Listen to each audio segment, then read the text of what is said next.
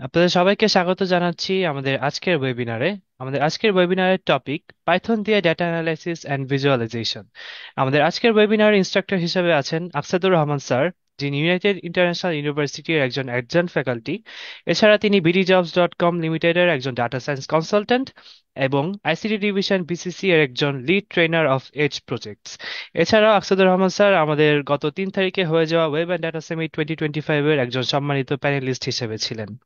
আমি পার্টিসিপেন্টদের রিকোয়েস্ট করব, স্যারের সেশন চলাকালীন সময়ে কেউ আনমিউট করবেন না অথবা কোনো প্রশ্ন করবেন না। আমাদের সেশনের পরে আপনাদের সবাইকে প্রশ্ন করার সুযোগ দেওয়া হবে, তখন আপনারা রেজ হ্যান্ড অপশনটি ব্যবহার করে আপনাদের প্রশ্নটি করবেন।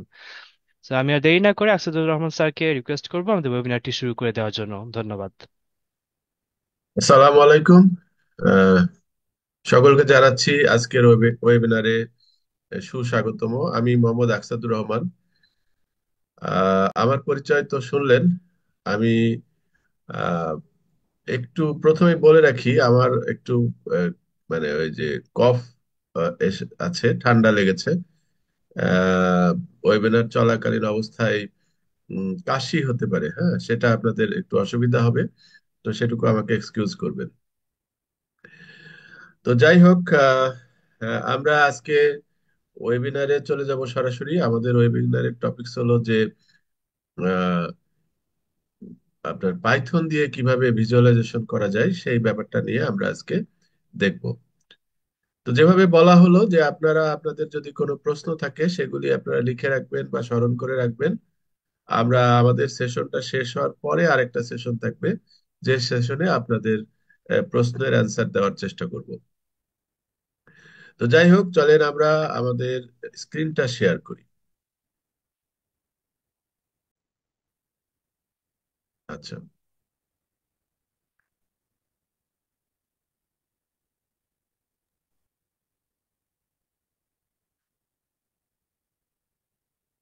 তো আশা করি স্ক্রিন দেখতে পাচ্ছেন। জি স্যার, দেখা যাচ্ছে sir. Okay, thank you. Data analysis and visualisation with Python. আসলে অ্যানালাইসিস শব্দটা অনেক ব্যাপক। অ্যানালাইসিস এর অনেকগুলি পার্ট আছে, অনেকগুলি টাইপ আছে। যেমন ধরেন ডেসক্রিপটিভ অ্যানালাইসিস, তারপরে প্রেডিক্টিভ অ্যানালাইসিস, ডায়াগনস্টিক অ্যানালাইসিস ইত্যাদি, প্রেসক্রিপটিভ অ্যানালাইসিস। কিন্তু আহ, যে অ্যানালাইসিসই আমরা করি না কেন, দিন শেষে সেই অ্যানালাইসিস গুলিকে কিন্তু আমাদের রিপোর্ট আকারে দেখতে হবে, রিপোর্ট আকারে কিন্তু প্রেজেন্ট করতে হবে। প্রেজেন্টেশন ছাড়া আপনার অ্যানালাইসিসের আসলে তেমন খুব একটা মূল্য থাকবে না। কারণ অ্যানালাইসিস করে সেই অ্যানালাইসিসটা যদি আপনি প্রেজেন্ট করতে না পারেন, তাহলে সেই অ্যানালাইসিস করার কোনো মানে হয় না। এখন অ্যানালাইসিস প্রেজেন্ট করার জন্য আমাদের রিপোর্ট বানাতে হবে। রিপোর্ট কয় রকমের আছে? রিপোর্ট মেনলি দুই রকমের হয় ব্রড সেন্সে। একটা হচ্ছে আপনার গ্রাফিক্যাল, আর একটা হচ্ছে নিউমেরিক্যাল। তো আমরা এই নিউমেরিক্যাল রিপোর্ট তো সবাই আমরা ব্যবহার করি, কম বেশি সবাই জানি যে এক্সেল শিট, এটা তো নিউমেরিক্যাল রিপোর্ট। এক্সেল শিটের মাধ্যমে আমরা বিভিন্ন সরি ছোটবেলা থেকে বিভিন্ন রেজাল্ট শিট বা বিভিন্ন রকমের রিপোর্ট কিন্তু আমরা নিউমেরিক্যাল ব্যবহার করে আসছি। কিন্তু বর্তমানে আসলে এই নিউমেরিক্যালের থেকেও বেশি ব্যবহার করা হচ্ছে আপনার এই গ্রাফিক্যাল রিপোর্ট। কারণ গ্রাফিক্যাল রিপোর্ট থেকে ইনসাইটটা পাওয়া যায় খুব দ্রুত, এবং আহ, বিশেষ করে ড্যাশবোর্ড টাইপের রিপোর্টগুলি থেকে খুব দ্রুত ইনসাইট পাওয়া যায়, এবং বস বা সিইও লেভেলে যারা থাকে সবাই কিন্তু এই গ্রাফিক্যাল রিপোর্টটা তৈরি করে, মানে পছন্দ করে। তো এখন এই সমস্ত রিপোর্ট তৈরি করাকেই আসলে বলা হচ্ছে ডেটা প্রেজেন্টেশন বা ডেটা ভিজুয়ালাইজেশন, যাই বলি না কেন। তাহলে ডেটা ভিজুয়ালাইজেশন করার জন্য আমাদের কি কি টুলস আছে? ডেটা ভিজুয়ালাইজেশনের মার্কেটে অনেক টুলস আছে আসলে। Excel itself a very good tools. Excel এর মাধ্যমে আমরা সুন্দর ডেটা ভিজুয়ালাইজ করতে পারি। যেমন ধরেন এক্সেল দিয়ে আমরা বিভিন্ন রকমের গ্রাফ চার্ট আঁকতে পারি, আর নিউমেরিক্যাল ভিজুয়ালাইজেশন তো করতে পারি। এছাড়া আছে পাওয়ার বিআই আছে, টাবলু আছে, ক্লিক আছে, আরো থার্ড পার্টি অনেক সফটওয়্যার আছে যেগুলো দিয়ে ভিজুয়ালাইজেশন করা যায়। আর পাইথন তো আছেই। তো আমরা আজকে পাইথন দিয়ে কি করে ভিজুয়ালাইজেশন করা যায় সেই ব্যাপারটা আহ বোঝার চেষ্টা করব। সেটা বোঝার আগে আসলে ভিজুয়ালাইজেশনের জন্য এই যে গ্রাফিক্যাল ভিজুয়ালাইজেশন যেটা বললাম, গ্রাফিক্যাল প্রেজেন্টেশন যেটা বললাম, সেটার কিন্তু অনেকগুলি টাইপ আছে, ধরন আছে। এই ব্যাপারগুলি আমাদের না বুঝতে পারলে আমরা আসলে কখন কোন চার্ট আঁকবো, কখন কোন পরিপ্রেক্ষিতে কোনটা আঁকা উচিত, সেটা কিন্তু আমরা বুঝতে পারবো না। তো সেজন্য আমরা চার্ট সম্পর্কে একটা ধারণা না থাকলে আসলে হবে না। তাই শুরুতেই আমি সরি ট্রাফস চার্ট সম্পর্কে একটা ধারণা দিতে চাচ্ছি। আপনারা জানেন যে একটা টেবিল যদি হয়, মনে করেন যে যে কোনো একটা টেবিল যদি আমরা চিন্তা করি, যে ধরেন এরকম টেবিল কি হয়, টেবিলের মধ্যে তো এরকম করে ডেটাগুলি থাকে, যে কিছু রো থাকে আর কিছু কলাম থাকে। এরকম ভাবে আপনার রো থাকে এবং এরকম ভাবে আপনার কলাম থাকে। এই তো আমাদের টেবিল। কলাম হেডার থাকে, মনে করেন এটা এ, এটা বি, এটা সি, এটা ডি। আর ডেটার পার্টে বিভিন্ন রকমের ডেটা থাকে, ধরেন বিভিন্ন ডেটা থাকে। আচ্ছা, তো পরিসংখ্যানের ভাষায় এই কলামকে কিন্তু ভেরিয়েবল বলে। হ্যাঁ, এটা আমি আগেই বলে নিলাম। এই কলামকে বলে ভেরিয়েবল। মানে এটা এখানে কয়টা ভেরিয়েবল আছে তাহলে? একটা, দুটো, তিনটে, চারটে ভেরিয়েবল। আপনারা যারা প্রোগ্রামিং জানেন তারা তো ভেরিয়েবল জানেন, সেটা কিন্তু অন্য ভেরিয়েবল। সেই ভেরিয়েবলের সাথে এই ভেরিয়েবল মিলাবেন না। পরিসংখ্যানের ভাষায় কলামগুলিকে ভেরিয়েবল। তো আমরা ভেরিয়েবলকে বা টেবিলকে উপস্থাপন করার জন্য তো চার্ট আঁকবো, তাই না? তো আমরা বিভিন্ন ধরনের অ্যানালাইসিস হইতে পারে আমাদের। কেউ সম্ভবত এখানে এই যে কি করে অ্যানোটেশন করছে একটুখানি, আমি এখান থেকে অফ করে দিই সেটা।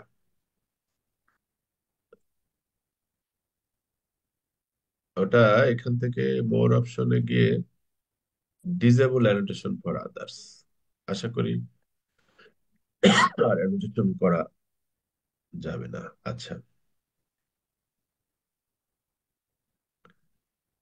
তো এই ইউনিভেরিয়েট অ্যানালাইসিস কাকে বলে এটা আমাদের বুঝতে হবে। যদি একটা ভেরিয়েবল নিয়ে, ভেরিয়েবল মানে তো কলাম, অর্থাৎ যদি যে চার্টে বা যে গ্রাফে যদি একটা ভেরিয়েবল শো করা হয়, তাহলে সেই চার্টকে বলা হয় ইউনিভেরিয়েট অ্যানালাইসিস। তাহলে বাইভেরিয়েট কি? যদি কোনো চার্টে দুটো ভেরিয়েবলকে শো করা হয়, তাহলে সেই চার্টগুলিকে বলা হয় বাইভেরিয়েট। মাল্টিভেরিয়েট হলো যে যদি কোনো চার্টে বা অ্যানালাইসিসে যদি আমাদের দুইয়ের অধিক ভেরিয়েবলকে শো করানো হয়, তাহলে সেখানে বলা হচ্ছে মাল্টিভেরিয়েট অ্যানালাইসিস। তাহলে ইউনিভেরিয়েট চার্ট কি কি আছে, এগুলি যদি আমরা না জানি তাহলে তো পরবর্তীতে আমরা এইগুলি করতে পারবো না। আরেকটা ব্যাপার বলে রাখি, এখন প্রথম দিকে যে আলাপটা করছি এটা কিন্তু পাইথন স্পেসিফিক না। আপনার এই নলেজটা এক্সেলেও কাজে লাগবে, পাওয়ার বিআইও কাজে লাগবে, ট্যাবলেতেও কাজে লাগবে, সব জায়গাতেই কাজে লাগবে। কারণ মানে এই চার্টের টাইপস গুলি সব জায়গায় সেম।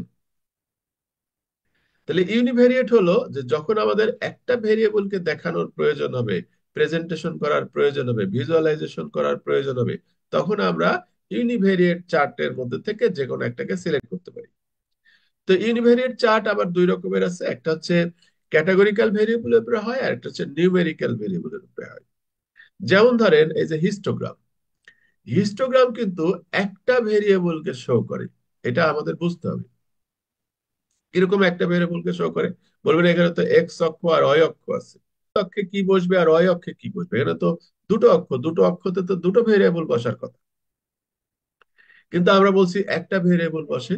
হিস্টোগ্রামে যেটা হয়, যে ধরেন আমাদের এই যে একটু আগে যে বললাম কলাম, এই যে ভেরিয়েবল, ধরেন এটা একটা ভেরিয়েবল। এই ভেরিয়েবলটার নাম হলো এ।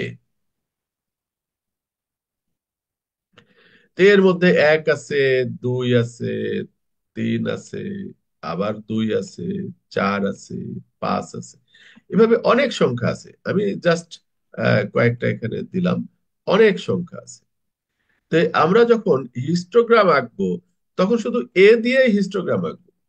এখানে যদি বি নামে আরেকটা কলাম থাকে, সেটা আবার আলাদা হিস্টোগ্রাম হবে। কারণ হিস্টোগ্রাম কখনো দুটো ভেরিয়েবল দিয়ে আঁকা যায় না, একটা ভেরিয়েবল দিয়ে আঁকতে হয়। তাহলে হিস্টোগ্রাম আঁকা মানে আসলে কি আঁকা? হিস্টোগ্রাম আঁকা মানে হচ্ছে এইখানে যে ভ্যালু গুলি থাকে, সেই ভ্যালুর রেঞ্জ তৈরি করতে হয়। ধরেন 5 থেকে 10-এর মধ্যে কতটা সংখ্যা আছে। তাহলে এখানে ধরেন 5 থেকে 10-এর মধ্যে কয়টা আছে? 5 আছে, আর কিছু নাই।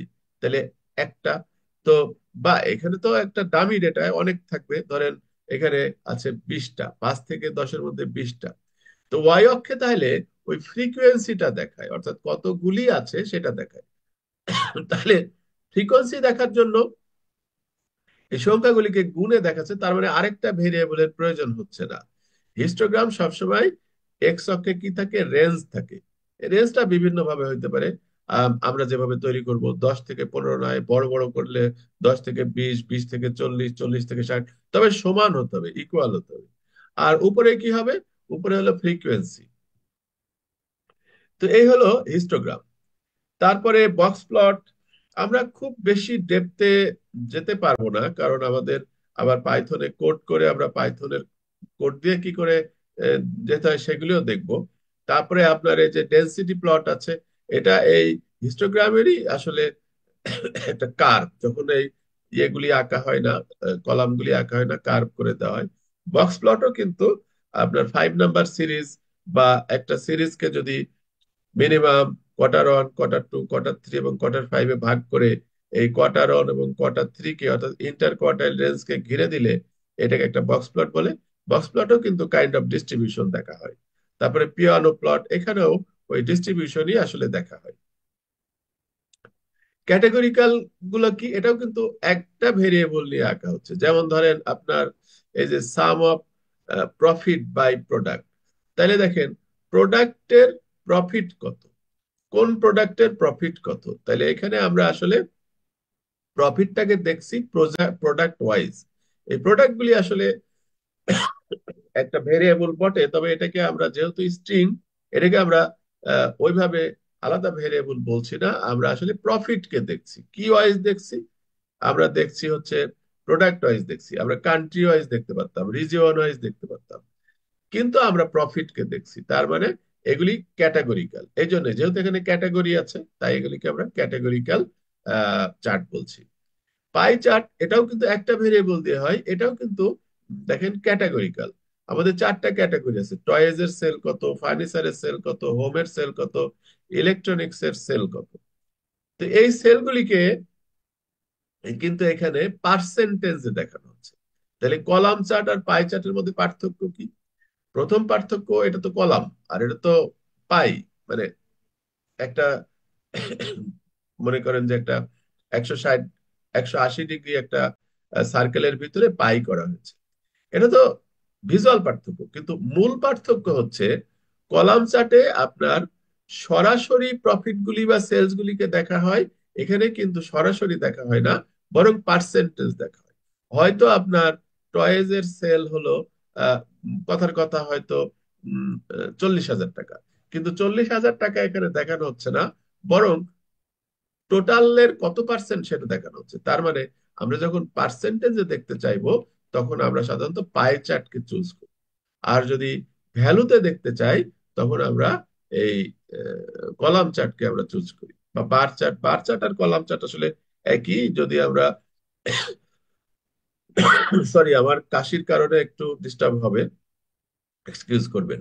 তো এই যদি এরকম ভাবে হয়, তাহলে সেই ক্ষেত্রে আমরা সেটাকে বার চার্ট বলি। এভাবে যদি হয়, যদি মানে হরিজেন্টালি আঁকলে আমরা সেটাকে বার চার্ট। তো যাই হোক, তারপরে কাউন্ট প্লট গুনে গুনে হয়। আরেকটা আছে ডোনাট চার্ট। এটা আসলে পাই চার্ট আর ডোনাট চার্টের মধ্যে তেমন খুব একটা ডিফারেন্স নাই।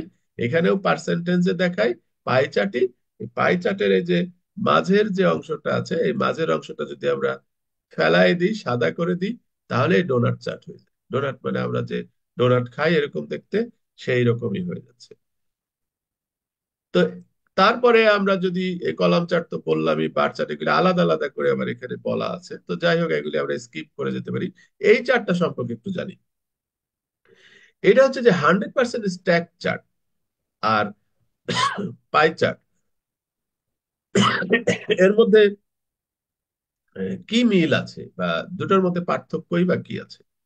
আসলে 100% স্ট্যাকড বার চার্ট আর পাই চার্টের মধ্যে তেমন খুব একটা পার্থক্য নাই, শুধু দেখতে পার্থক্য। কেমন? আমরা ধরেন এখানে যে জিনিসটা দেখছি, এখানে যে জিনিসটা দেখছি এটা পায়ের মধ্যে দেখছি। ধরেন এটা হইলো কত পার্সেন্ট বলবো, এটা হইলো হয়তো 60%, এটা হইলো হয়তো 20%, আর এটাও হইলো 20%। তো এই হলো মোট 100%। এটা মনে করেন একটা আইটেম, এটা একটা, এটা একটা item। তো এগুলিকে পায়ের মধ্যে যখন দেখছি তখন সেটাকে আমরা পাই চার্ট বলছি। কিন্তু এই 60%কে যদি একটা বারে দেখি, এটা মনে করেন 60%, এইটা মনে করেন 20%, আবার এটাও হলো 20%। তাহলে দেখেন, যখন আমি পায়ে না দেখে পার্সেন্টেজ গুলি একটি বারে দেখছি, তখন সেটাকে আমরা বলি 100% স্ট্যাকড বার চার্ট। আর পাই চার্ট তো পাই, তার মানে কাইন্ড অফ উদ্দেশ্য একই, পাই চার্ট এবং 100% স্ট্যাক বার চার্টের উদ্দেশ্য একই। ডোনাট চার্ট তো বললামই, এবার আসেন বাই, সরি, এতক্ষণ আলাপ করেছিলাম ইউনিভেরিয়েট চার্ট গুলি নিয়ে। এখন আমরা আলাপ করব বাইভেরিয়েট অ্যানালাইসিস, অর্থাৎ দুটো ভেরিয়েবলকে যখন প্রদর্শন করা হবে তখন আমরা এই বাইভেরিয়েট চার্ট ইউজ করে থাকি। তো চলেন দেখি দুটো ভেরিয়েবলকে কিভাবে ইউজ করা হচ্ছে। দেখেন, স্ক্যাটার প্লট যেটা হয়, স্ক্যাটার প্লট আমরা যখন ভিজুয়ালাইজেশন করব, আমরা যখন চার্ট গুলি আঁকবো, সেটা এক্সেলে হোক, সেটা পাওয়ার বিআই হোক, কিংবা পাইথনে হোক, এগুলিই তো আঁকবো। তো এগুলি যদি এগুলির মানে না জানি, এগুলির কাকে বলে না জানি, এগুলির উদ্দেশ্য কি না জানি, তাহলে শুধু আঁকা শিখে আমাদের আসলে কোনো লাভ হবে না। স্ক্যাটার প্লট হলো বাইভেরিয়েট চার্ট। কেন বাইভেরিয়েট চার্ট? দেখেন, এক্স অক্ষে ওয়েট দেখানো হচ্ছে, ওয়াই অক্ষে কস্ট দেখানো হচ্ছে। তাহলে ওয়েট এবং কস্টের সংযোগস্থল, যেটা সমন্বয় যেখানে আছে, সেই জায়গাটায় বিন্দুগুলো পড়ছে। একটা উদাহরণ দিচ্ছি, যেমন ধরেন 10 কেজি যদি ওয়েট হয়, 10 পয়েন্ট সামথিং হবে, তাহলে তার দাম হলো কত টাকা? ধরেন এটা 5 টাকা ধরতে পারি, তার দাম হলো 5 টাকা। 20 কেজি হলে তার দাম হলো 30 টাকা। তাহলে এইদিকে কেজি আর, কেজি না সরি, এটা এলবিএস আছে মানে পাউন্ড, এদিকে পাউন্ড আর এদিকে হচ্ছে ধরেন ডলার, ডলারে আছে। তাহলে পাউন্ড আর ডলার, তাহলে আমরা এখান থেকে কি ইজিলি বুঝতে পারতেছি না যে 80 পাউন্ড যদি ওজন হয় তাহলে তার দাম কত হবে? তাহলে 80 থেকে সোজা যদি আমরা উঠে যাই, তো ধরেন এটাই 80, তারপরে এই দিক থেকে যদি আমরা আসি, 120-এর একটু কম হবে হয়তো, যে 100 ধরেন 18 ডলার বা 116 ডলার হলো এই 80 পাউন্ডের দাম। তাইলে দেখেন, এই পাউন্ডের সাথে দামের একটা রিলেশন কিন্তু আমরা বের করতে পারছি এই চার্ট দিয়ে। তো এই চার্টকে আমরা বলবো স্ক্যাটার প্লট, যেখানে দুটো ভেরিয়েবলের আহ সম্পর্কগুলিকে দেখানো হয়। জয়েন্ট প্লট আসলে স্ক্যাটার প্লটই। যখন হিস্টোগ্রামটা এঁকে দেওয়া হয়, যেমন টিপের হিস্টোগ্রাম ডান পাশে এঁকে দেওয়া হলো এবং টোটাল বিলের হিস্টোগ্রাম উপর পাশে এঁকে দেওয়া হলো, আর টিপ আর টোটাল বিলের স্ক্যাটার প্লটটা মাঝখানে আঁকা হলো, এ ধরনের প্লটকে আমরা বলি জয়েন্ট প্লট। কলাম চার্টও কিন্তু বাইভেরিয়েবল হইতে পারে। কেন? কারণ যদি আমরা দুটো করে কলাম একসাথে দেখি, যেমন ধরেন এখানে জিরো, জেন্ডারে হলো জিরো, হলো আপনার কি বলে এটা, ধরেন মেল ফিমেল যদি হয়, জিরো যদি মেল হয় আর ওয়ান যদি ফিমেল হয়, তাহলে এখানে মেইলের আহ বয়স কত, ফিমেলের বয়স কত, বা মেইলের ইনকাম কত, ফিমেলের ইনকাম কত, দুটো ইনকাম দেখতে পাচ্ছি, মেল এবং ফিমেল দুটো একসাথে দেখতে পাচ্ছি, সেজন্য এটাকে বাইভেরিয়েন্ট বলে। লাইন চার্ট একই ব্যাপার, একদিকে ইয়ার এবং একদিকে হয়তো সেলস, এই ইয়ার এবং সেলস এর এখানে প্রদর্শন করা হচ্ছে, তাই এটাকে আমরা বাইভেরিয়েট বলছি। লাইন চার্ট আর এরিয়া চার্টের মধ্যে সম্পর্ক কি, পার্থক্য কি? আসলে লাইন চার্ট আর এরিয়া চার্টের মধ্যে আহ, খুবই নিবিড় একটা সম্পর্ক আছে। কি সম্পর্ক? লাইন চার্টের নিচের অংশটাকে যদি আপনি ফিল করে দেন, মানে এটা ভরাট করে দেন যদি, এই দেখেন এই এই লাইনটাই কিন্তু এখানে আঁকা আছে, এটা নিচের অংশটাকে ফিল করে দেওয়া হয়েছে, তাই এটাকে আমরা বলছি এটা এরিয়া চার্ট। আর নিচের অংশ ফিল করা না থাকলে আমরা সেটাকে বলবো লাইন চার্ট। আচ্ছা, তাহলে আমরা এবার চলেন যে মাল্টি ভেরিয়েট অর্থাৎ চার্টের মধ্যে যখন অনেকগুলি ভেরিয়েবল দেখানো হয়, অনেকগুলি কলাম দেখানো হয়, তো কি ধরনের চার্ট আমরা সেজন্য আঁকতে পারি? আমরা ধরেন এই যে এখানে দেখেন যে এটা কিন্তু কলাম চার্ট, কিন্তু কলাম চার্টের মধ্যে একটা ভেরিয়েবল নাই। কেন? ধরেন এখানে তিনটা সার্ভারের ব্যান্ডউইথ দেখানো হচ্ছে। তো তিনটা সার্ভারের আবার এখানে বার, কোন কোন বারের, ধরেন এখানে সোমবারের তিনটা সার্ভারের ব্যান্ডউইথ, মঙ্গলবারের তিনটা সার্ভারের ব্যান্ডউইথ, ওয়েডনেসডে তিনটা সার্ভারের ব্যান্ডউইথ। তাহলে আমরা যেহেতু একাধিক কলাম, একাধিক ভেরিয়েবল, এই তিনটা সার্ভার হলো আমাদের একাধিক ভেরিয়েবল, একটা সার্ভার না, পাশাপাশি দেখাচ্ছি, তাই আমরা এই ধরনের চার্টকে বলছি মাল্টিভেরিয়েট চার্ট। স্পেশালি এই ধরনের চার্টকে বলা হয় clustered column chart. Clustered column chart যখনই কেউ বলবে, তখনই আপনার মাথায় আসতে হবে তার মধ্যে অনেকগুলি ভেরিয়েবল দেখানো হচ্ছে। ক্লাস্টার্ড মানেই অনেকগুলি।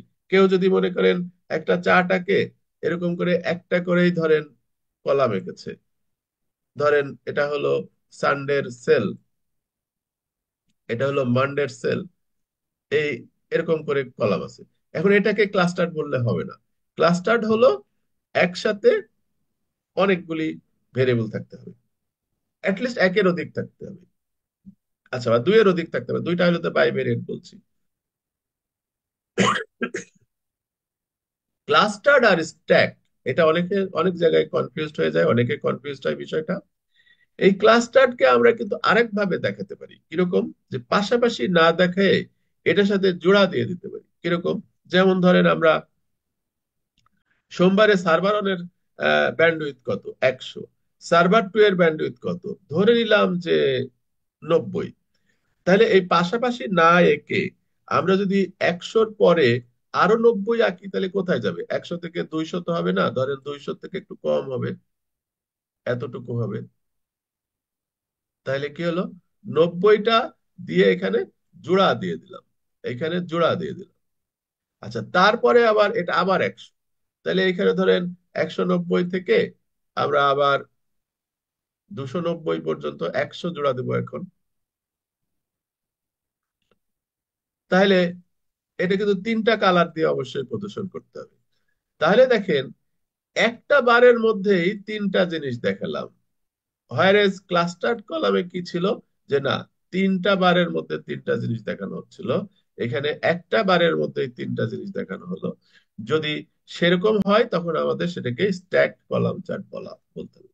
এখন যদি বলেন যে কোনটা আঁকবো, কোনটা আঁকা আমার জন্য জরুরি বা উচিত, এইগুলি ডিপেন্ডস করতেছে আপনার বসের রুচি বা আপনার রুচি, কি চাই তারা, কিভাবে আঁকলে জায়গা, একটা ছোট জায়গার মধ্যে আপনাকে ড্যাশবোর্ডের মধ্যে ছোট্ট অল্প একটু জায়গা আছে, সেখানে আপনি যদি এই ক্লাস্টার আঁকতে যান, তাহলে তো অনেকগুলি কলাম আঁকা যাচ্ছে না। আপনি এখানে কয়টা, একটা দুইটা তিনটা, মানে 15টা কলাম আঁকতে হচ্ছে। আপনি জাস্ট একটা দুইটা তিনটা চারটা পাঁচটা কলাম এঁকেই কাজটা হয়ে যাচ্ছে। হয়তো উপর দিকে জায়গা আছে ডান পাশে, তখন আপনি স্ট্যাক করবেন। এগুলি ডিপেন্ড করছে রিকোয়ারমেন্টের উপরে, কিন্তু আমাদের জানতে হবে সবই। যখন আপনাকে বলা হবে যে একটা স্ট্যাক কলাম চার্ট এঁকে নিয়ে আসো, আপনি হা করে বসে থাকবেন, আপনি জানলেনই না কাকে স্ট্যাক বলে, আপনি এটা এঁকে নিয়ে যাবেন, সেটা তো হবে না। আপনাকে এডুকেটেড হতে হবে, আপনাকে জানতে হবে এভরিথিং, ক্রিস্টাল ক্লিয়ার। আচ্ছা, এগুলিকে বলে কম্বো চার্ট। কম্বো চার্ট মানে হচ্ছে যে ধরেন আমরা এখানে একটা প্রজেক্টের খরচের সাথে প্রজেক্টের আওয়ার দুটোই দেখাতে চাচ্ছি একই চার্টের মধ্যে। তো আমাদের প্রথমে কল্পনা করি যে এগুলি হলো প্রজেক্টের আপনার খরচ, এগুলি হলো প্রজেক্টের খরচ। তাহলে প্রজেক্টের খরচে দেখেন, প্রজেক্ট অনেক খরচ হয়েছে 79 টাকা, ডলার আর কি, ৭৯,০০০ হবে কে এখানে। তারপরে এটাতে মনে করেন ৭১,০০০, এরকম বিভিন্ন খরচ হয়েছে। এখন এই বাম পাশের এই স্কেলটা দিয়েই যদি আপনি আওয়ার দেখাতে যেতেন, এই কোথায় ৭৯,০০০ আর আওয়ার হলো আপনার ৩১৯ আওয়ার। তো ৩১৯ আওয়ার তো এইখানের মধ্যেই পড়ে থাকতো, এই স্কেলে চিন্তা করেন ৩১৯ আওয়ার তো এখানেই পড়ে থাকতো। আবার এখানে আওয়ার হলো ২৮৯, এখানেই পড়ে থাকতো। তার মানে আলটিমেটলি আপনার আওয়ারটা কি দেখা যেত? এই স্কেলে যদি দেখতে চাইতেন দেখা যেত না। কেন? কারণ প্রজেক্টের কস্টটা এত বিশাল আর আওয়ারটা এতই ছোট যে পাশাপাশি বসালে সেটা ইরিলেভেন্ট হচ্ছে এবং সেটা আসলে ফ্রুটফুল হচ্ছে না। তখন কি করা হইলো, যে ঠিক আছে, তাহলে আমরা এই আওয়ারের জন্য আরেকটা স্কেল তৈরি করি, সেটা হলো ডান পাশে। এই দেখেন ডান পাশে আরেকটা স্কেল তৈরি করা হলো। তাহলে বাম পাশে হলো যখন আমরা দিয়ে সেই স্কেলে আমি আওয়ার গুলি বসালাম। যখনই ৩১৯ দেখতে চাইবো তখন এই দিকে তাকাবো, এই ডান পাশে তাকাবো। আর যখনই প্রজেক্টের কস্ট দেখাতে চাইবো তখন বাম পাশে। তাহলে আমি আওয়ার গুলোও ভিজিবল করতে পারলাম, আবার প্রজেক্টের প্রাইস গুলোও ভিজিবল করতে পারলাম। এই ধরনের চার্টকে বলা হয় কম্বো চার্ট। মনে রাখবেন, কম্বো চার্ট, কম্বো চার্ট খুবই দরকার হয় মাঝে মধ্যে। একাধিক লাইন দিয়ে লাইন চার্ট আঁকা হয়। তারপরে আপনার লাইন চার্টের ভিতরে আবার ফিল করে দিলে, এরিয়া চার্ট যদি একাধিক লাইন থাকে তখন স্ট্যাকড হয়ে যায়, স্ট্যাকড হয়ে এরিয়া চার্ট হয়ে গেছে। তো যাই হোক, এটা আমাদের চার্ট সম্পর্কে আমরা একটু ধারণা নিয়ে নিলাম, কারণ এখন এগুলি আঁকবো। আঁকতে গেলে কোনটা কি চার্ট যেন আমরা বুঝতে পারি। তো আমাদের সেজন্য আমরা এই যে জুপিটার নোটবুকে আমরা কাজগুলি করব। জুপিটার নোটবুক অলরেডি আমি ওপেন করে রেখেছি। এখানে আমরা ডেটা ভিজুয়ালাইজেশনে, আজকের ডেটা ভিজুয়ালাইজেশনের জন্য আমি অলরেডি একটা ফাইল তৈরি করে রেখেছি। একটা কথা বলে রাখি যে আজকে কিন্তু যারা আহ, মোটেই পাইথন জানেন না, মানে একেবারে ফ্রেশার, তাদের জন্য হয়তো কোডটা বোঝা একটু কঠিন হবে। তবে উম, এমনি বুঝতে পারবেন, বিষয়গুলি বুঝতে পারবেন।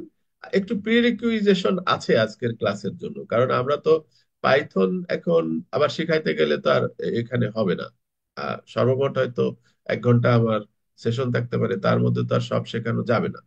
তবে আমি ধরেই নিচ্ছি যে আপনারা কিছুটা পাইথন জানেন। তারপরে জুপিটার নোটবুক কি করে ইনস্টল করতে হয় সেই ব্যাপারগুলি আপনাদের জানতে হবে বা জেনে নিতে হবে।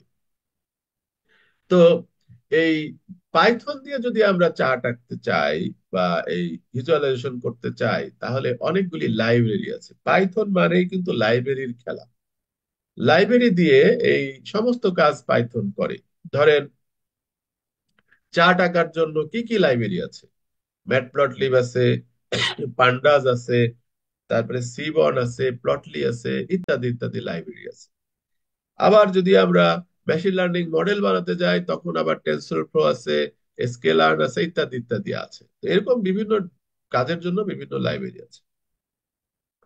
তো আমরা ম্যাটপ্লটলিব হলো একদম আদি লাইব্রেরি, ম্যাটপ্লটলিব হলো একেবারে মৌলিক লাইব্রেরি। এই ম্যাটপ্লটলিব দিয়ে আমরা খুব সামান্য চার্ট আঁকবো, কারণ ম্যাটপ্লটলিব দিয়ে চার্ট আঁকা একটু কঠিন।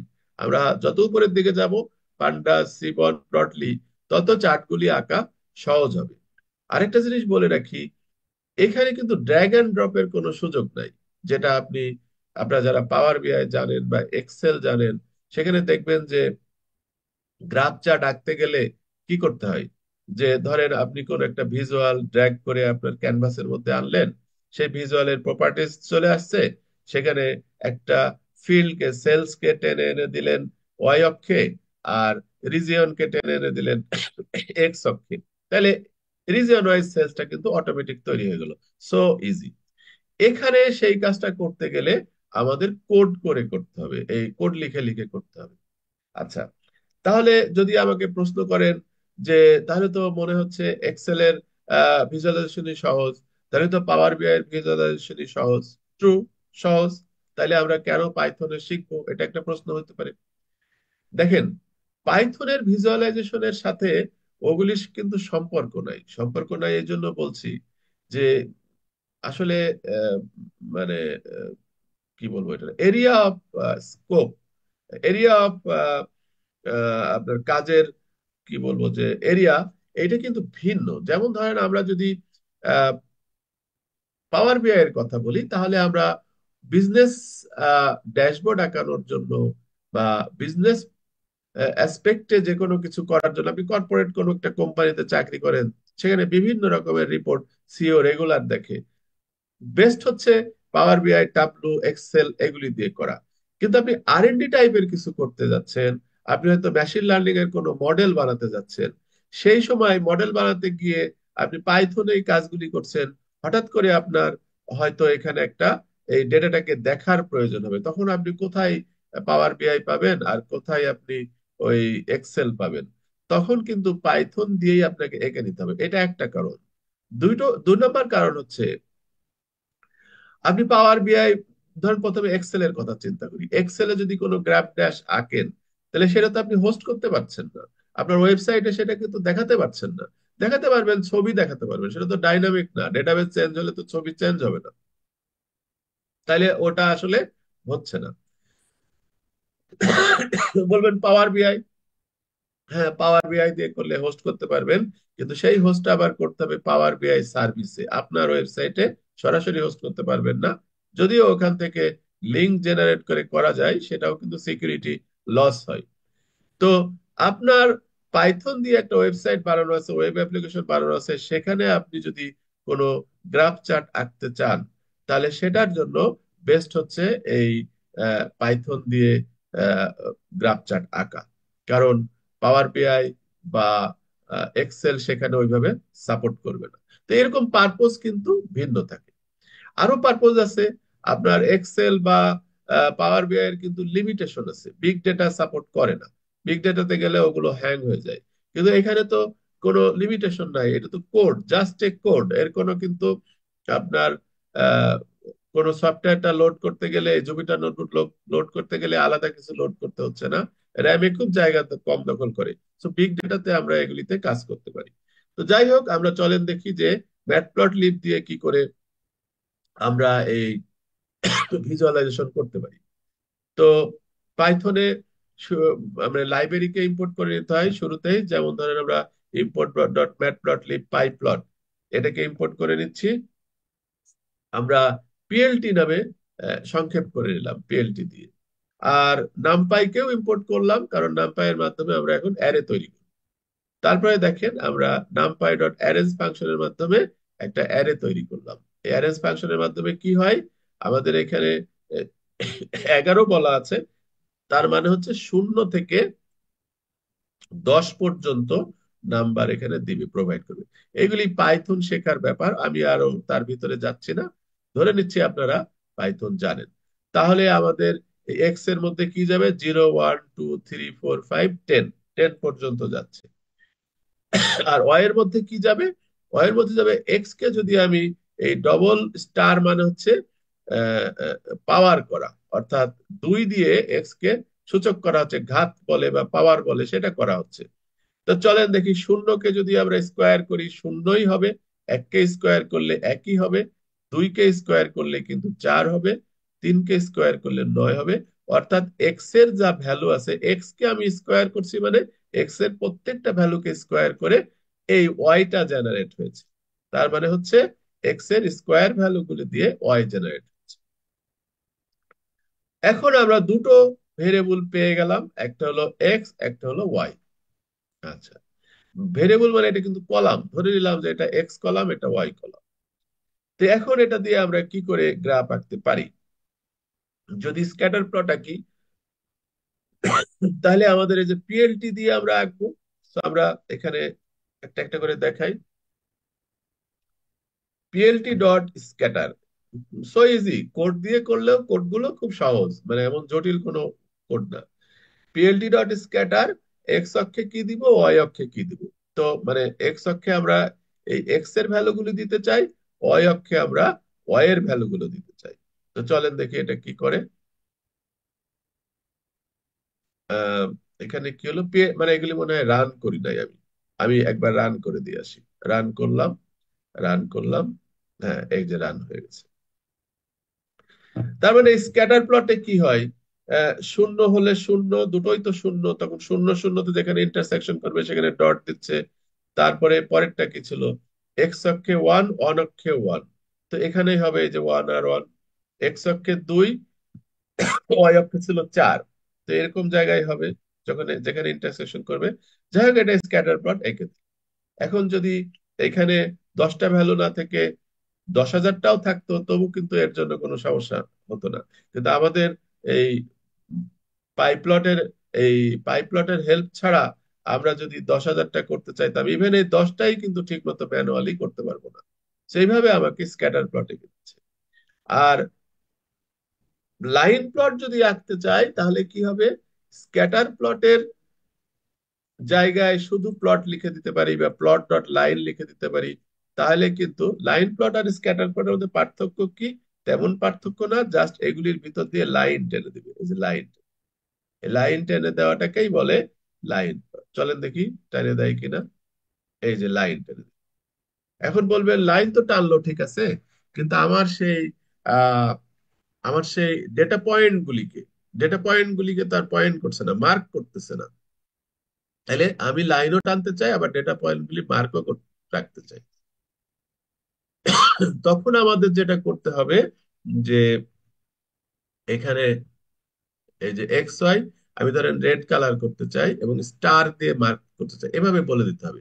তো এবার দেখেন কিন্তু এই লাল কালার হলো এবং স্টার দিয়ে মার্ক হলো। স্টার না দিয়ে যদি আমি বলতাম এখানে ও দিয়ে মার্ক হবে, ও, তাহলে সেখানে আপনার এই যে রাউন্ড হতো সেটা। তো এগুলি শেখার ব্যাপার আছে, এগুলি তো আর আহ, সব রকম কম্বিনেশন তো আর এখন দেখানো সম্ভব না। আমরা এখানে ক্লিক করে শিফট ট্যাব দিলেই কিন্তু এই ডক স্ট্রিং চলে আসবে, এখানে কি দিলে কি হবে এখানেই কিন্তু আপনি শিখতে পারবেন। আর গুগল তো আছেই। সো এগুলি আমরা আশা করছি আপনারা নিজেরাই শিখে নিতে পারবেন। সো এইভাবে আমরা লাইন প্লট আঁকতে পারি। এখন বলবেন যে প্লট তো একটা আঁকলাম ঠিক আছে, প্লটের কোনো নাম ধাম নাই, টাইটেল নাই, এক্স অক্ষে কি বসাচ্ছি তা নাই, ওয়াই অক্ষে কি বসাচ্ছি সেটা নাই। সেটা বসার জন্য অ্যাডিশনালি এই কোডগুলি বলে দিতে হবে। যে এক্স অক্ষের এক্স লেভেলের নাম দিলাম ধরেন এক্স অ্যাক্সিস টাইটেল, ওয়াই লেভেলের নাম দিলাম ওয়াই ওয়াই অ্যাক্সিস টাইটেল, তারপরে ফিগারের নাম দিলাম, মানে টাইটেল দিলাম, মেন টাইটেলের নাম দিলাম হচ্ছে যে ফিগার। আর আমাদের এটা পছন্দ হচ্ছে না, 0, 0, 2, 4 করে দিচ্ছে, এটা পছন্দ হচ্ছে না। আমরা চাই 0, 1, 2, 3 সবগুলি ভ্যালু দিবে। সেজন্য এক্সট্রিক্স কে আমরা চেঞ্জ করে দিলাম, আমাদের মতো করে রেঞ্জ সেট সেট করে দিলাম। ওয়াইট্রিক্স কেও আমরা চেঞ্জ করে দিলাম। তাহলে দেখেন এবার কিন্তু আমাদের ডিরেকশন ফলো করে সে আমাদের এক্স অ্যাক্সিসের একটা নাম দিয়েছে, ওয়াই অ্যাক্সিসের একটা নাম দিয়েছে, ফিগারের একটা নাম দিয়েছে, এবং আমার মতো করে রেঞ্জটা সাজিয়ে দিয়েছে। সো সে ডিফল্ট কোনো কিছু করে, কিন্তু আমি চাইলে আমার মতো করে সাজিয়ে নিতে পারি। তা এই এই ম্যাটপ্লটলিব দিয়ে আরো আগানো যায়। ম্যাটপ্লটলিবটা আসলে একটু কঠিন, একটু এটা কিন্তু মৌলিক লাইব্রেরি। এরপর আমরা পান্ডাস দিয়ে শিখবো। পান্ডাস কিন্তু মৌলিক লাইব্রেরি না, মৌলিক লাইব্রেরি না এই জন্য বলতেছি ভিজুয়ালাইজেশনের জন্য। পান্ডাস ম্যাটপ্লটলিব দিয়েই এঁকে নেয়, কিন্তু আমাকে আসলে অত কষ্ট করতে হয় না। আমি জাস্ট বলবো যে একটা হয়তো পাইচাটাকো কি একটা বারচাটাকো পান্ডাস খুব সুন্দর করে এঁকে দিবে। কিন্তু পান্ডাস আসলে ম্যাটপ্লটলিব ব্যবহার করে এঁকে আর তারপরে আমাকে দিবে বিষয়টা। তাহলে আমি কেন ম্যাটপ্লটলিব দিয়ে যখন সে আঁকবে, তাহলে আমি কেন ম্যাটপ্লটলিব দিয়ে আঁকছি না? আমি আঁকছি না এই জন্য যে আমার জন্য কঠিন হবে। হয়তো দেখা গেল যে আমি এক লাইন কোড লিখলে পান্ডাজের মাধ্যমে আমি কলাম 4টা এঁকে নিতে পারি, অথচ সেটা ম্যাটপ্লটলিব দিয়ে কোড করতে গেলে আমাকে হয়তো 20 লাইন কোড লিখতে হবে। আমার কি দরকার 20 লাইন কোড লিখার? সো পাই পাইচামি জিনিসটা আমাদেরকে করে দেয়, এই পান্ডাজি করে দেয়, সেরকম আর কি ব্যাপার। এরপরের লাইব্রেরি গুলি সবই কিন্তু এরকম, সবাই ম্যাটপ্লটলিবকে ডিপেন্ড করে তৈরি হয়েছে, কিন্তু আমাদের কোড লেখা থেকে বাঁচিয়ে দিয়েছে। আচ্ছা, তো চলেন দেখি। আমি এক্ষেত্রে একটা উদাহরণ দিয়ে থাকি সব সময়। যে ধরেন আহ, আপনি কোনো শার্ট বানাবেন, শার্ট কিনবেন আর কি। তো দুটো পদ্ধতি হতে পারে। একটা বাজার থেকে কাপড় কিনে নিয়ে এসে নিজেই আপনি কেটে কুটে সেলাই করে বানাইতে পারেন। আবার আপনি কি করতে পারেন যে একটা গার্মেন্টসে গিয়ে রেডিমেড একটা শার্ট কিনে কিন্তু নিয়ে আসতে পারেন। তো আপনি যদি রেডিমেড শার্ট কিনে নিয়ে আসেন, সে তো কোনো না কোনো টেইলারের কাছ থেকে বানাইছে, বানাই আপনাকে প্রোভাইড করছে। পান্ডাজও ঠিক তাই, পান্ডাজও ম্যাটপ্লটলিব থেকে বানাই আপনাকে জিনিসটা দেয়। তো পান্ডাজের ক্ষেত্রে আমরা যেটা এখানে করব সেটা হচ্ছে, দেখেন আমাদের এখানে এই পান্ডাসকে ইম্পোর্ট করলাম আর নামপাইকে ইম্পোর্ট করলাম, কারণ আমরা এখন পান্ডাস দিয়ে গ্রাফগুলি আঁকবো। তো আমরা এখানে র্যান্ডম ফাংশনের মাধ্যমে আহ, এই ডেটা ফ্রেম তৈরি করলাম। এগুলি পাইথন শেখার ব্যাপার, আমি সেই দিকে যাচ্ছি না।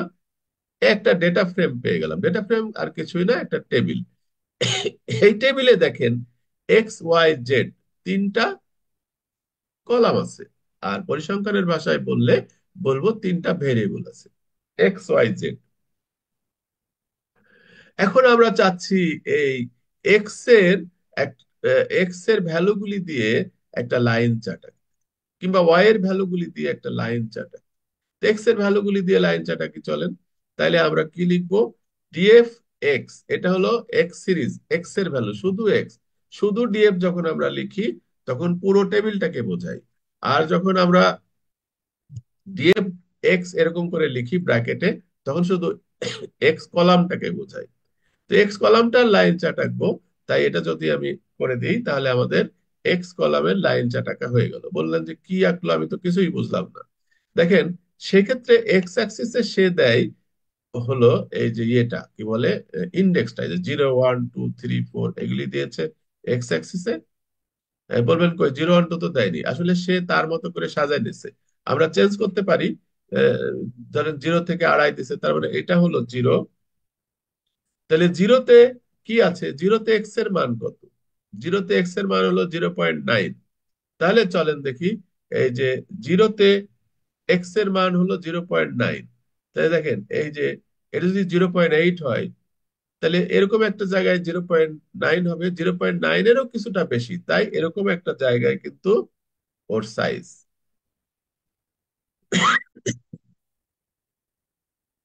এরকম করে প্রত্যেকটা সাইজকে সে কিন্তু এরকম করে প্লটিং করেছে।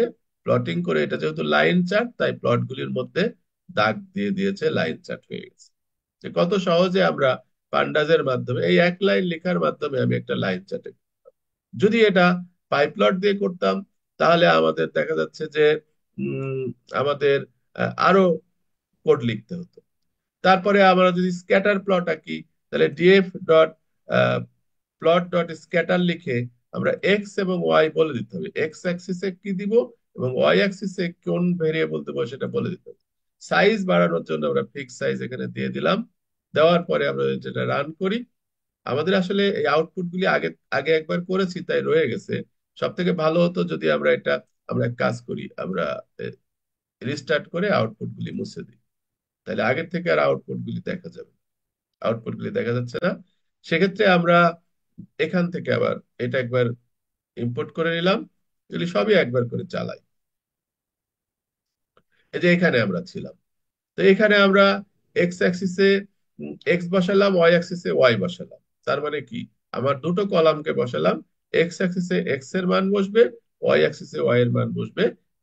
এবং যেভাবে এই কি বলে এটা ইন্টারসেকশন হয় যেখানে, সেখানে এই ডট গুলি বসে প্লটিং হয়ে যাচ্ছে। এই ধরনের প্লটকে আমরা বলি স্ক্যাটার প্লট। স্ক্যাটার প্লটে দুটো ভেরিয়েবলের মূলত সম্পর্ক দেখানো হয়। স্ক্যাটার প্লটের জায়গায় যদি, স্ক্যাটারের জায়গায় যদি আমি এখানে জাস্ট লাইন লিখে দিই, তাহলে কি হবে? এগুলি সব দাগ টেনে দিবে, এগুলির ভিতর ভিতর দিয়ে দাগ টেনে দিবে, তাহলে সেটা লাইন প্লট হবে। দেখেন এই যে লাইন প্লট হয়ে গেল, গিঞ্জি হয়ে গেল। এরিয়া প্লট হলে, এরিয়া প্লট কিন্তু আমরা একটা ভেরিয়েবলে রাখলাম, মানে এক্স এর এরিয়া প্লট প্লট। তাই দেখেন একটু আগে যে এক্স এর লাইন প্লট এঁকেছিল, ধরেন এরিয়া, সেখানে কি করা হয়েছিল, এই লাইনগুলি এঁকেছিল না, এই নিচের অংশকে ফিল করে দিল, তাহলে এরিয়া প্লট, যেটা আমরা একটু আগে শিখে আসলাম যে লাইন প্লটের সাথে এরিয়া প্লটের পার্থক্য হলো নিচের অংশকে ফিল করে দেয়। এখন যদি এক্স অক্ষের মানে আমাদের যে 20টা ভ্যালু আছে, 0 1 2 3 4 এরকম করে 19 পর্যন্ত, সেগুলির সাইজ, অর্থাৎ এই যে সাইজ, এই যে কোনোটা হয়তো 1.3, কোনোটা হয়তো, না সরি, 0.13 সামথিং, 0.65 সামথিং এরকম আছে, সেগুলির সাইজকে যদি আমরা কলামে দেখতে চাই, তাহলে আমরা কি করব? ডিএফ ডট বার প্লট, এখানে যদিও বার প্লট বলছে কিন্তু এটা কলাম প্লটই তৈরি হবে। চলেন দেখি। এই প্লট ডট বার বললে হয় এক্স অ্যাক্সিসে, এই যে দেখেন, এই 0 নম্বরের সাইজ কত, 1 নম্বরের সাইজ কত, 2 নম্বর, এগুলি সব ইন্ডেক্স। তাহলে এক্স অ্যাক্সিসে ইন্ডেক্স দিয়েছে, ওয়াই অ্যাক্সিসে কিন্তু আমাকে সাইজ গুলো দেখাই দিচ্ছে, এটাকে বলছি আমরা বার প্লট। হ্যাঁ, এখন যদি আমরা এখানে এক্স না বলি, পুরো ডিএফ বলে যদি বলি বার প্লট আঁকো, তাহলে কি করবে? ডিএফ এর মধ্যে তো শুধু এক্স নাই, ডিএফ এর মধ্যে এক্স আছে, ওয়াই আছে, জেড আছে, 3টা ভেরিয়েবল আছে। আমরা আবার দেখি, 3টা ভেরিয়েবল আছে। তা আমরা যদি এখন এখানে বলি যে ডিএফ ডট প্লট ডট বার, তাহলে কি করবে সে? দেখেন, সে 3টা ভেরিয়েবল দিয়েই আঁকছে। তো এই ধরনের প্লটকে আমরা কি প্লট বলতে পারি? এই ধরনের প্লটকে আমরা বলতে পারি, একটু আগে শিখেছি, আহ এটাকে আমরা বলতে পারি scatter plot. Scatter, sorry, clustered, clustered column chart. আমি ভুল বলেছি, ক্লাস্টার্ড কলাম চার্ট। দেখেন এখানে এই এক্স এরও বলেছে, ওয়াই এরও বলেছে, এই যে এক্স হলো নীল, ওয়াই হলো ইয়েলো, এবং জেড হলো সবুজ, গ্রিন। তাহলে এই পাশাপাশি 3টা আছে, এটা হচ্ছে ক্লাস্টার্ড কলাম চার্ট। এর মাল্টিভেরিয়েট চার্টও বলতে পারি আমরা, কারণ একটা না, বরং 3টা 3টা করে দেখাচ্ছে। এখন আমরা যদি এটাকে এক লাইনে দেখতে চাই, অর্থাৎ স্ট্যাক করে দিতে চাই যদি, তাহলে আমরা বলবো ডিএফ ডট প্লট ডট বার স্ট্যাক। তাই স্ট্যাক সমান ট্রু, একটু আগে কিন্তু স্ট্যাক সমান ট্রু বলি নাই, জাস্ট ফিগারটা বড় করেছি, তাই ফিক্স সাইজ 10 বাই 10 দিয়েছি। এখন অ্যাডিশনালি স্ট্যাক সমান ট্রু বলে দিলাম, তাহলে কিন্তু আমাদের এই একই কলামের মধ্যে 3টা জোড়া দিয়ে দিয়ে বললো। আপনারা নিশ্চয়ই বুঝতে পারছেন স্ট্যাক চার্ট আর ক্লাস চার্টের মধ্যে পার্থক্য, কারণ একটু আগে সেগুলি আমরা আলাপ করেছি। এতক্ষণ যে গ্রাফ আঁকছি সেগুলি সবই কিন্তু পান্ডাজের মাধ্যমে। পান্ডাজের মাধ্যমে কি করে আমরা বুঝছি যে ধরেন এই যে ডেটা ফ্রেম বা সিরিজের মাধ্যমে যদি কিছু আঁকি, সেটাকে আসলে পান্ডাজের মাধ্যমে আঁকা হয়। আমরা আরো কিছু আঁকবো, যেমন আমাদের এখানে এই গ্যাস প্রাইস ডট সিএসভি নামে একটা ফাইল আছে আমাদের এই যে কারেন্ট পাথে, আমরা যেখানে সোর্স কোডটা আছে, সোর্স কোডটা আসলে আছে এখানে, এখানে এই দেখেন গ্যাস প্রাইস নামে একটা সিএসভি ফাইল আছে, যার মধ্যে কি আছে? বিভিন্ন বছরে বিভিন্ন দেশের গ্যাসের প্রাইসের একটা ডেটা সেট। তো এটাকে যদি আমরা এখন লোড করি, এই যে পান্ডাজের মাধ্যমে যদি লোড করি এবং গ্যাস নামে একটা টেবিলের মধ্যে রাখি, ডেটা ফ্রেমের মধ্যে রাখি, তাহলে এক্স্যাক্টলি এক্সেলে যেটা আছে সেটাই কিন্তু এখানে দেখা যাচ্ছে। এখন আমরা ডার্ক ব্যাকগ্রাউন্ড সেট করে নিই যাতে ভালো দেখা যায়। ও, ওই যে পাই প্লটটা একবার রিফ্রেশ দিয়েছি তো চলে গেছে, আমরা আবার এই পাই প্লটটাকে রান করে দিই, এবার দেখেন আর সমস্যা হবে না। ব্যাকগ্রাউন্ডটা সেট করলাম। এখন আমরা এই দুটো শহরের আমরা লাইন চার্ট আঁকছি, দুটো দেশের, শহরের না, ইউএস এবং কানাডা। এগুলির ভিতরে আমি যাচ্ছি না, এগুলি আগে আঁকি, তারপরে আপনারা দেখেন। এখানে দেখেন এই যে কালো কেন হইলো, এতক্ষণ তো কালো হয়নি, এতক্ষণ তো সাদার উপরে হয়েছে। কালো হয়েছে তার কারণ হচ্ছে এখানে আমরা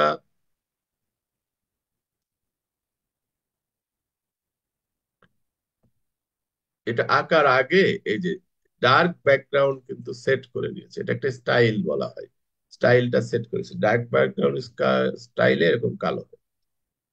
তারপরে আমরা একই ক্যানভাসে দেখেন পিএলটি ডট প্লট দিয়ে এই যে ইউএস এর গ্যাস এবং কানাডার গ্যাস, এই দুটো এঁকেছি, আমরা মার্কারকে ও করেছি, তাই এই যে গোল গোল হয়েছে, এবং কালার যা দিয়েছি তাই হচ্ছে। এভাবে কিন্তু দেখবেন আপনারা সাধারণত ক্রিকেট খেলার সময় দুটো টিমের লাইন চার্ট এভাবে আঁকা হয়, হ্যাঁ, এখানে এখানে অবশ্য কেউ কাউকে ক্রস করেনি, ডেটাটাই এমন যে এটা কখনোই ওর থেকে বেশি হচ্ছে না। এটা এই নীল সবুজটা হচ্ছে আপনার ইউএসএ, তার মানে ইউএস এর প্রাইস কখনোই কানাডার থেকে বেশি হয়নি, তাই ক্রস করেনি।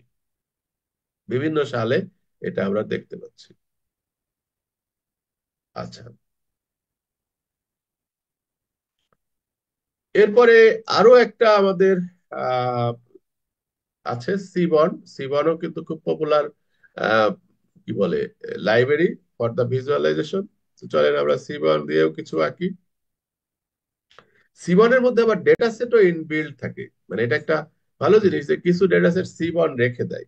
আমাকে আলাদা করে এক্সেল বা এসকিউএল সার্ভার বা অন্য কোনো সোর্স থেকে ডেটা নেওয়ার প্রয়োজন হয় না। যেমন আমরা এসএনএস এর মধ্যে একটা টিপস নামে ডেটা সেট আছে, সেই টিপস ডেটাটাকে লোড করলাম, এটা কিন্তু লাইব্রেরি আমাকে ডেটা সেটটা দিল।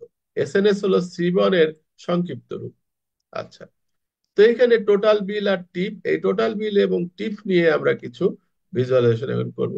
আমরা যে ডার্ক ব্যাকগ্রাউন্ড করেছিলাম সেটাকে আবার উইথড্র করতে চাই, অর্থাৎ আমরা আবার ডিফল্ট ব্যাকগ্রাউন্ড করতে চাই।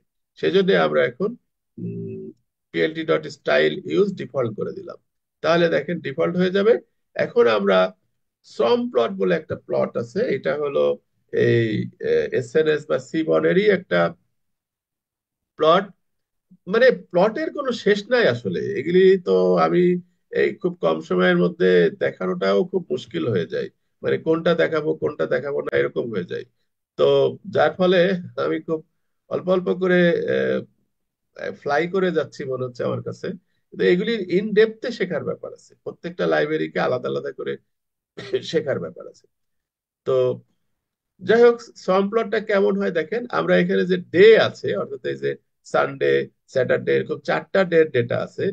ডে ওয়াইজ আমরা এক্স অক্ষে ডে দিচ্ছি আর ওয়াই অক্ষে টোটাল বিল, অর্থাৎ কোন দিন কত টাকার বিল হয়েছে সেটার একটা গ্রাফ আমরা দেখতে চাই।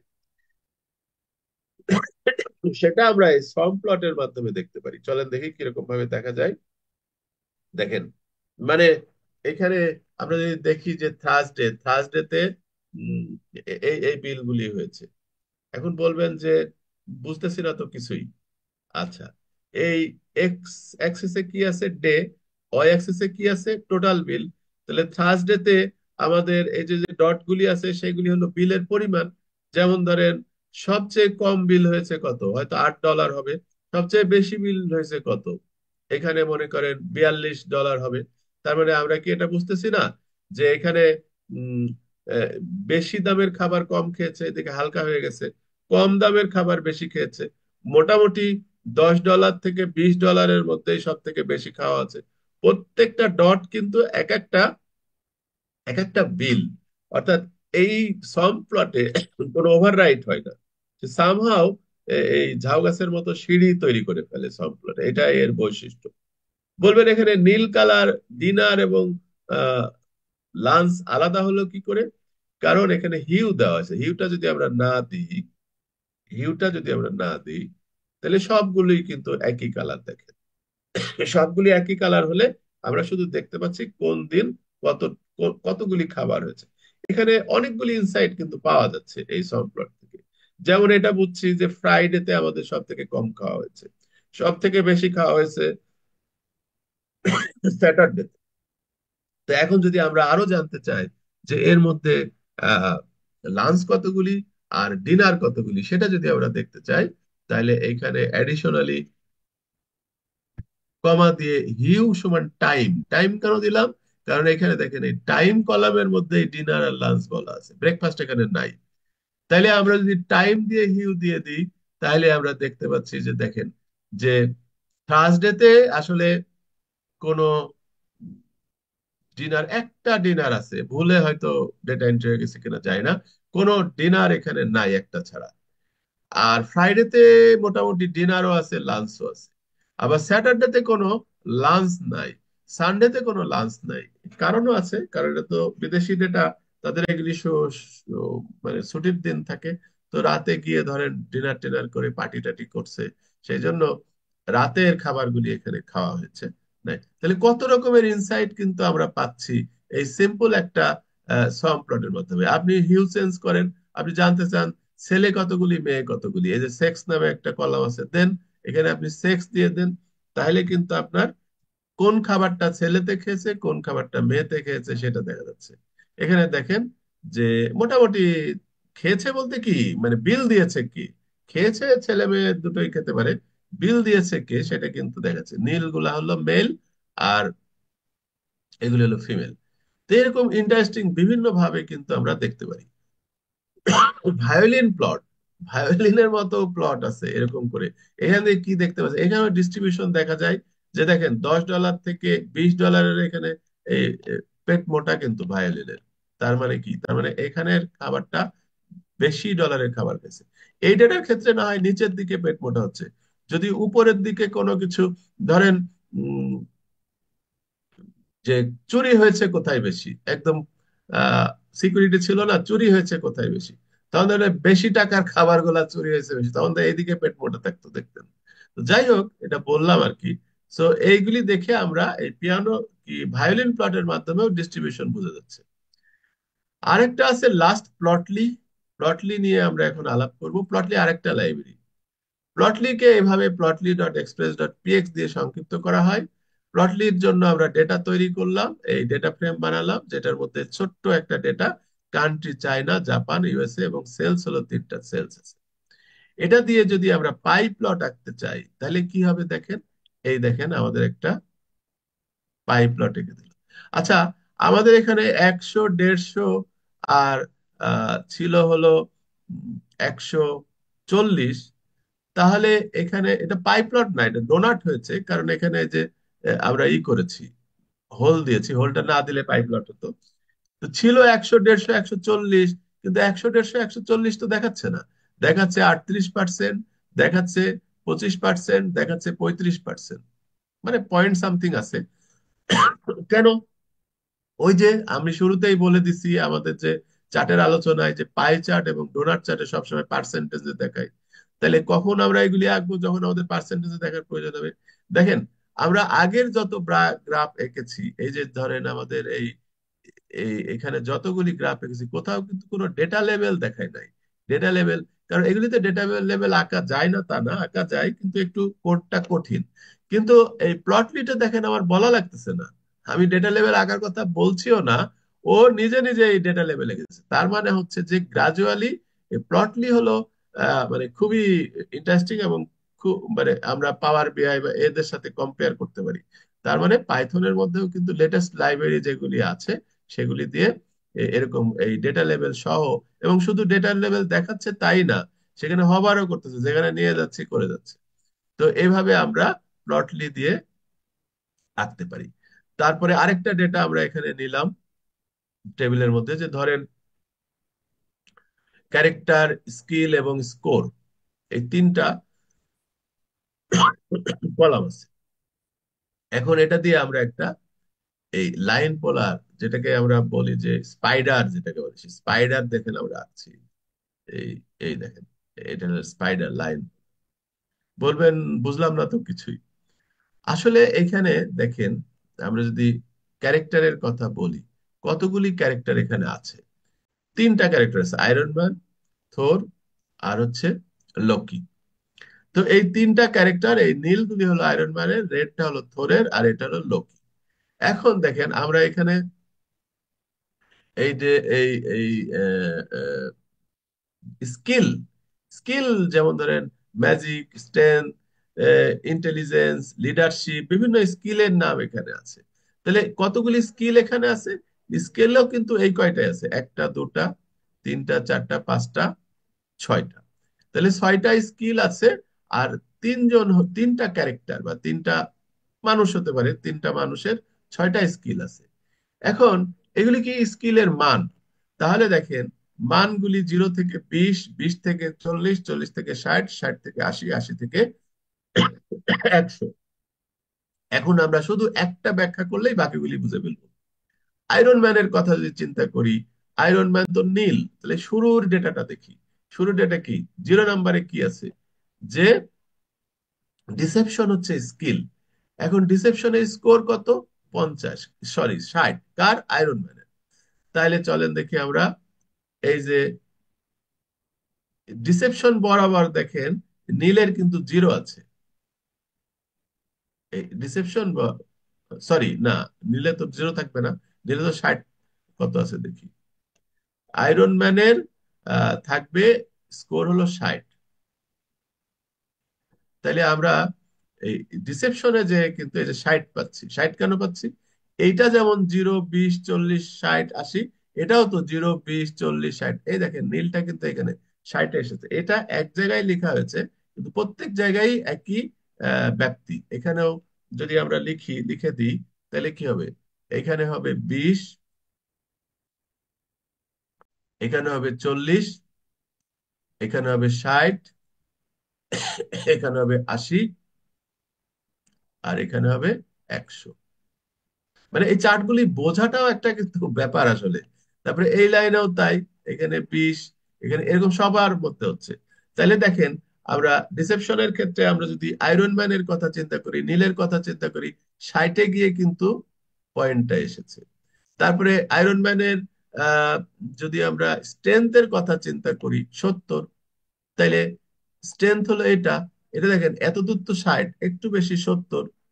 তার মানে এই পয়েন্ট মানে প্রত্যেক জায়গাতে আগে পয়েন্ট গুলি দিয়ে নেওয়া হয়েছে, দাগ কিন্তু পরে টানা হয়েছে। এখানে পয়েন্ট দেওয়া হয়েছে, এখানে পয়েন্ট দেওয়া হয়েছে। তারপরে কোনো কিছু তার আহ, হয়তো এই যে জিরো আছে, জিরোতেও পয়েন্ট দেওয়া হয়েছে, কোনো না ম্যাজিকের ক্ষেত্রে হয়তো জিরো আছে, আমরা দেখব। এই পয়েন্ট গুলি পরে এরকম করে দাগ টেনে দিলেই কিন্তু আয়রন ম্যানের জন্য একটা গ্রাফ হয়ে গেছে। এরকম করে প্রত্যেকের জন্য। ম্যাজিকে কি জিরো আছে? চলেন দেখি। হ্যাঁ, এই যে ম্যাজিকে আছে জিরো, তাই ম্যাজিকের ক্ষেত্রে এই জিরো পাচ্ছি। তো যাই হোক, আমরা আসলে খুব বড় একটা জিনিসকে খুব অল্প সময়ের মধ্যে দেখানোর চেষ্টা করলাম। আমি জানি না কতটুকু দেখাতে পারলাম, শেখাতে তো খুবই কম পেরেছি, কারণ আরো গোড়ার থেকে শেখাতে হবে, আমাদের পাইথন শিখতে হবে এগুলি জানার জন্য। তারপরে আহ পাইথনের কোড, পাইথনের ডিপেন্ডেন্সি আছে, জুপিটার নোটবুক শিখতে হবে, আহ পরিসংখ্যানের কিছু বিষয় আছে। তবুও আমরা এটা নিশ্চয় বুঝাইতে পেরেছি যে পাইথন দিয়ে কি কি করা যায় বা কত সহজে করা যায়। তো এই পর্যায়ে আমাদের যে প্রথম পর্যায়টা ছিল আমাদের প্রেজেন্টেশন, সেটা শেষ হলো। এখন আমি আশা করব যে আপনাদের প্রশ্ন, ইন্টারেক্টিভ কেয়ার্স এর কেউ যদি থাকেন তাহলে অ্যাজ এ মডারেটর একটু হেল্প করতে পারেন।